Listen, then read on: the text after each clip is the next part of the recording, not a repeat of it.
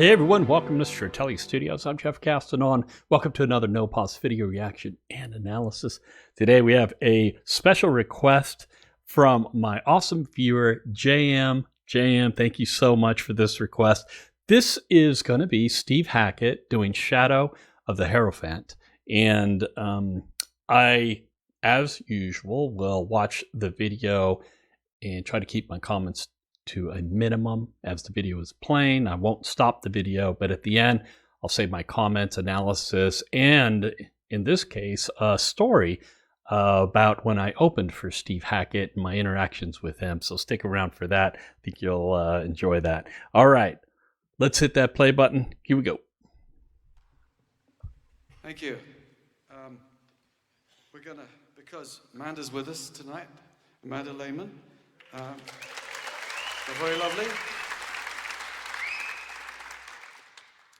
We're going to do the whole of Shadow of the Hierophant.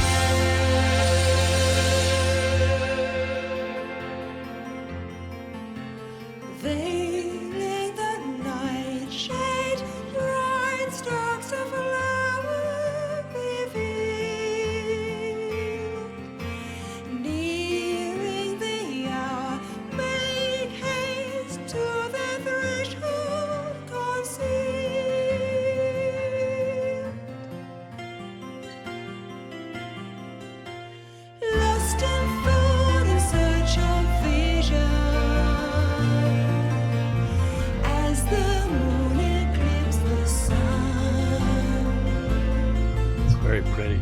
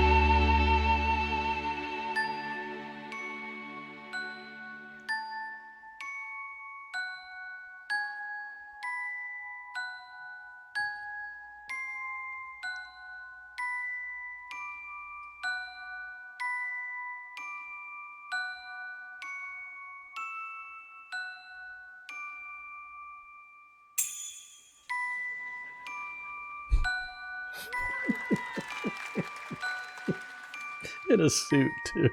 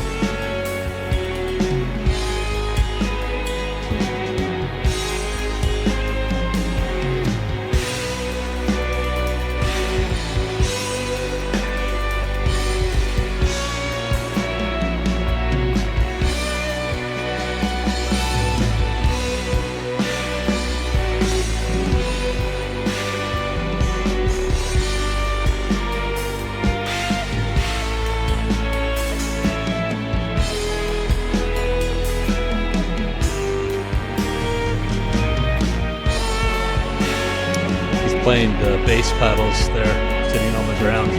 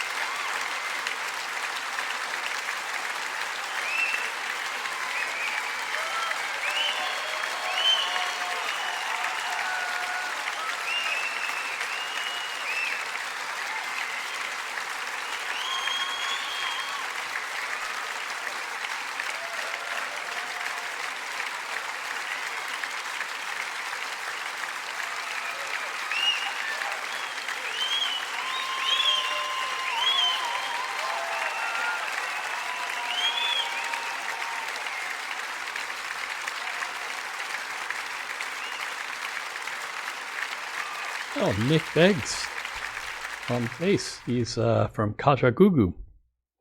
Oh my gosh. Boy, I'll tell you, the thing with Steve Hackett, and if you don't already know, Steve Hackett was in early Genesis, the band Genesis.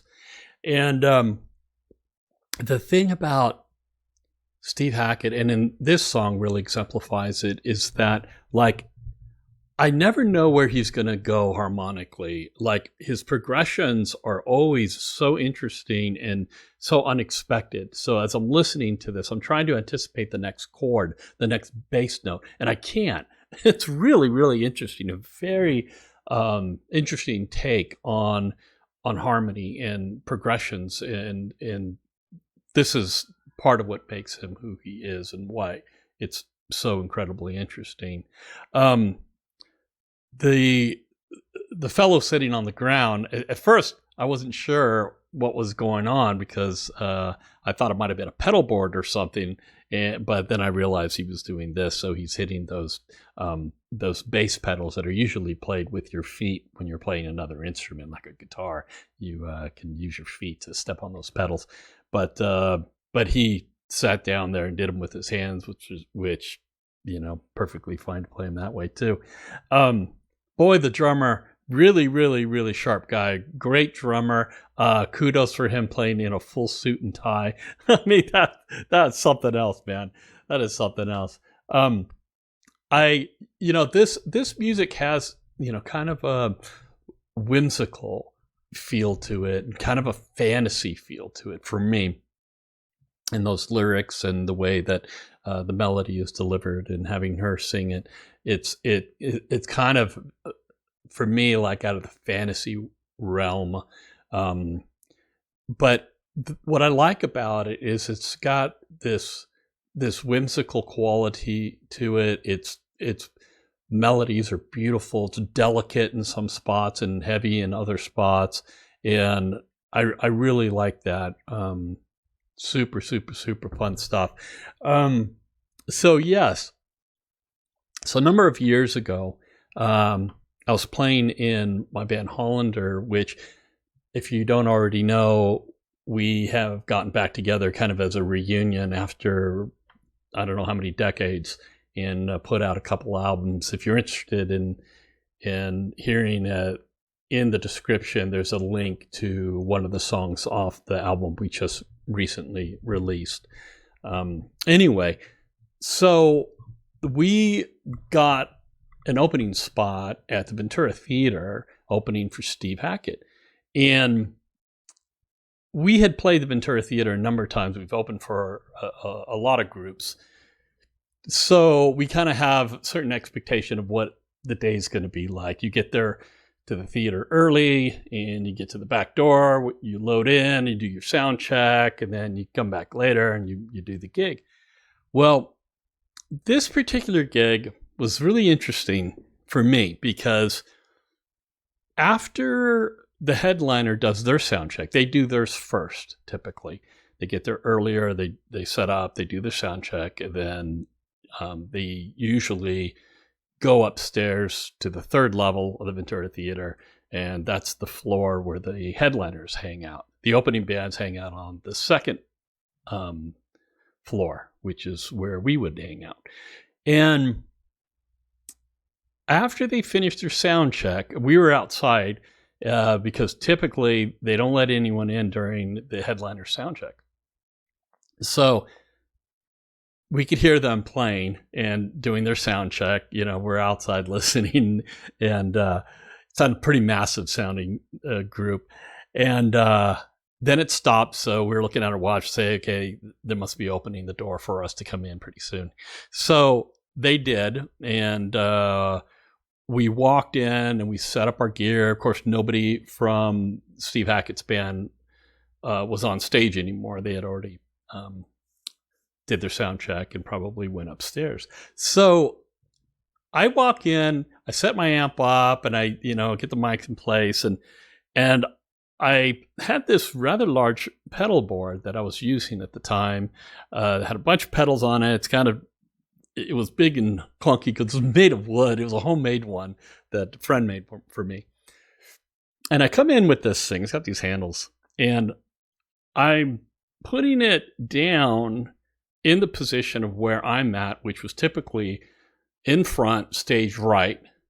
Our bass player is also the lead singer, would be stage left. So I put my pedal board down, and I noticed that there's another pedal board that was in front of me. Well, obviously that was Steve Hackett's pedal board. So I put my pedal board down, and I'm on my knees, and I'm looking at his pedal board because I'm like going, what has he got? You know, I'm like, I was enthralled by the fact that I got to check out up close what Steve Hackett was playing through. So as I'm sitting there on the ground, I'm kind of kneeling on the ground, I hear somebody walk up behind me, and I turned around, and it was Steve Hackett, and he goes, "Oh, do you need me to move my pedal board for you?" And I was like, what? he was offering to move his gear for me to set up. And I said, no, I will work around you. You don't do anything. I'm perfectly fine here. I have enough space, but thank you so much for offering. And he was so kind, such a gentleman. And I just remember just like being in total shock by the fact that he was so gracious like that. So he said, okay, well, you know, have a great gig. He's very, very, very nice man. And he walks off stage. So I was thinking about this as I was watching this video and thinking about that interaction that I had with him.